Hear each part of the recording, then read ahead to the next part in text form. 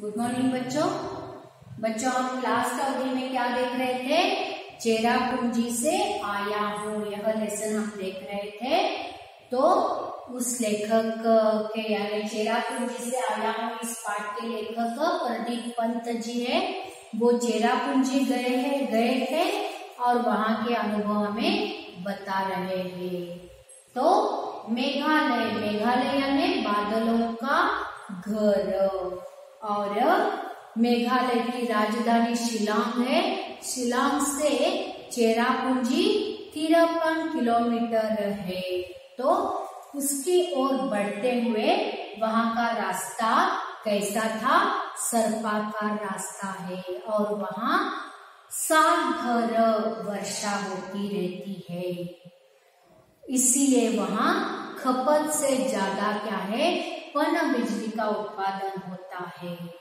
जब पंत जी लेखक जा रहे हैं चेरापूंजी की ओर, तब शिलांग के अधिकारी श्री संगमा जी और उनके दोस्त सब मिलकर चेरापूंजी की ओर बढ़ रहे हैं।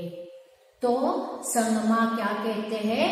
उनके गांव में, शहर में खपत से ज्यादा पन बिजली का उत्पादन होता है। जितना चाहे उतना वो बिजली का इस्तेमाल करके जब उनका शहर झगमगा उठा तो भी बिजली की बचत होती है और वो अन्य राज्यों को बिजली का उत्पादन जो है वो बिजली दे देते हैं। इतना हम देखा था।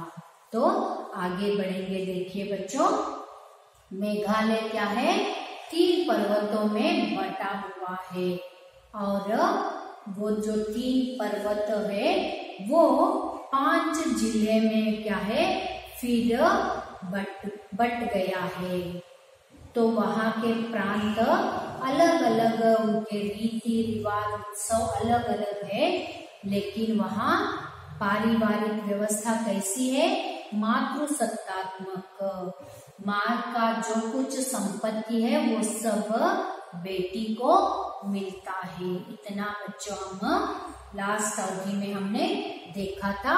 आगे की ओर अब बढ़ेंगे। स्त्री का यहाँ वर्चस्व है। वर्चस्व यानी स्त्री का ही वहाँ अधिकार चलता था। यह एहसास गुवाहाटी से मेघालय की सीमा में घुसने के साथ ही होने लगता है। वहाँ स्त्री का वर्चस्व है, अधिकार है। यह कब पता चलता है? कि गुवाहाटी से जब मेघालय की सीमा की ओर वो बढ़ते हैं, तब से पता चलता है कि वहाँ स्त्रियों का ही राज है। तमाम दुकानों पर स्त्रियां सौदा बेचती है और बेहिचक बतियाई दिखाई देती है।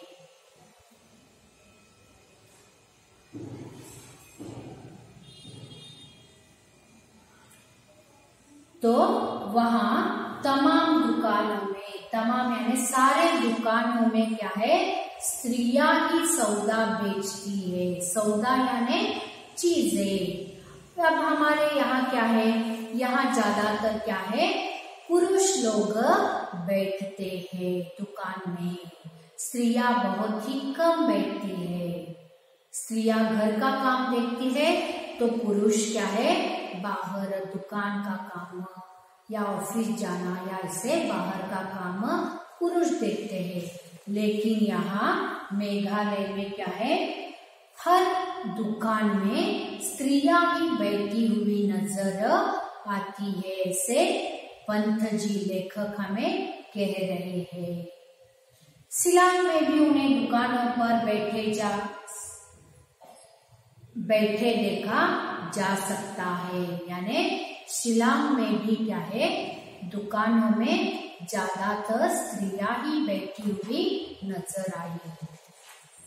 शायद यह स्थिति पूर्वोत्तर के अन्य राज्यों में भी है, भले ही वहां मातृसत्तात्मक परिवार न हो। कदाचित, शायद क्या है? अन्य राज्यों में दिखाई नहीं दे। अन्य राज्यों में शायद यह स्थिति पूर्वोत्तर के अन्य राज्यों में भी है, भले ही वहां मातृसत्तात्मक परिवार की व्यवस्था न हो। मातृसत्तात्मक यानी माता का परिवार, मातृ परिवार में माँ का कुछ नहीं चलता, फिर भी वहां ज्यादातर दुकानों में स्त्रियां भी बैठी हुई नजर आ रही है। कुछ साल पहले मणिपुर की राजधानी इम्फाला में यही सब देखा था। स्त्रियों का पूरा बाजार ही है वहां, जिसे माइती बाजार कहते हैं। माइती बाजार यानी स्त्रियों का बाजार। वहां सिर्फ औरतें ही हमें दिखाई देती है। माइती बाजार यानी माँ का बाजार, माँ यानी औरतों का बाजार हमें देखने को मिलता है। दिन भर सामान की बिक्री कर शाम को अपने अपने घर लौटती है। स्त्रियां क्या करती है, दिन भर दुकान में बैठकर चीजों की बिक्री करते हैं और जब शाम ढल जाता है तब वो अपने घर की ओर लौटते हैं। किसी प्रकार का वर्ग भेद नहीं, इस बाजार में किसी प्रकार का भी वर्ग भेद नहीं है। यानी इस बाजार में अमीर घरों की स्त्रियां भी हमें देखने को मिलती है और गरीब घरों के स्त्रियां भी हमें देखने को मिलती है। तभी एक मोड़ निकलने पर चेरापूंजी का छोटा सा बाजार दिखाई पड़ता है और इस बाजार में दुकानों पर बैठी महिलाएं, फिर चाहे वह फल सब्जियों का हो या चाय की, हम आगे बढ़ जाते हैं। जैसे जैसे लेखक प्रदीप पंत जी, संगमा और उनके दोस्त सब मिलकर आगे बढ़ रहे थे तो वो चेरापूंजी जा वहां गए। तो वहां भी उन्हें क्या है, दुकान में स्त्रियां ही नजर आई। चाहे वह दुकान फल फूलों का हो या चाय की दुकान हो, लेकिन सभी दुकानों में स्त्रियां ही उन्हें नजर आई। कुछ आगे बढ़कर संगमा ने जीप रुकवा दी। हम सभी नीचे उतर गए। सामने दिखाई पड़ रहा था नोह संगथियांग प्रपात। नोह संगथियांग, नोह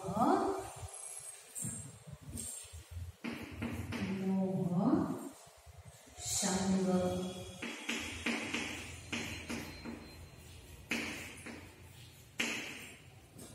नोह संगथियांग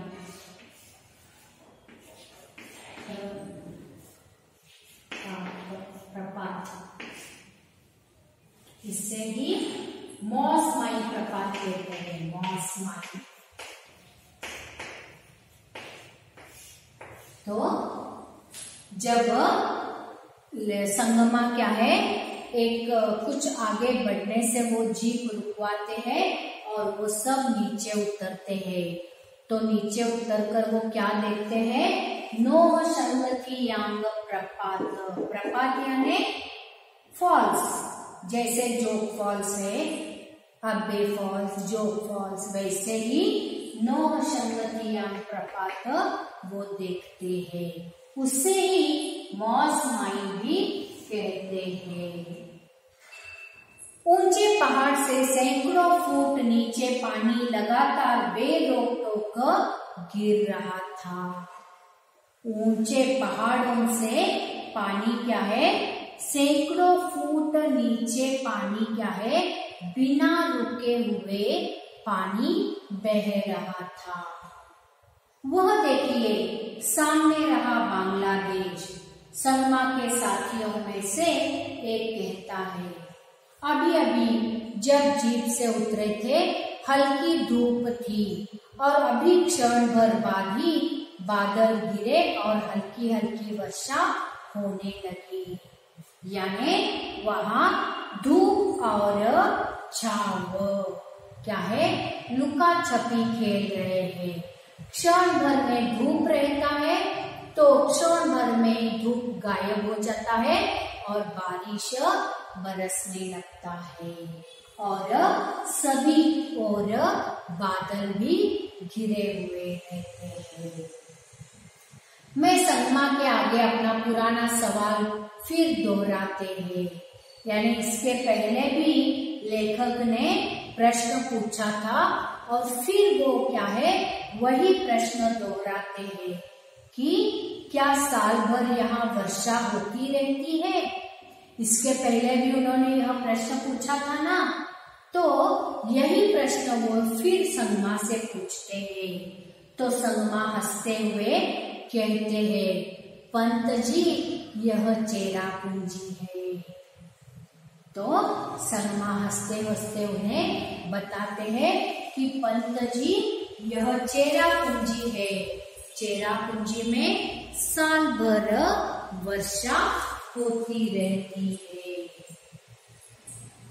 हाँ, ख्याल आया, यह चेरापूंजी है। समुद्र की सतह से कोई 1300 मीटर ऊपर। समुद्र की सतह, सतह यानी समुद्र की ऊपरी भाग, ऊपरी भाग से कोई 1300 मीटर, जो विश्व में सबसे अधिक वर्षा वाले स्थान के लिए प्रसिद्ध है। यानी चेरापूंजी किस लिए प्रसिद्ध है बच्चों?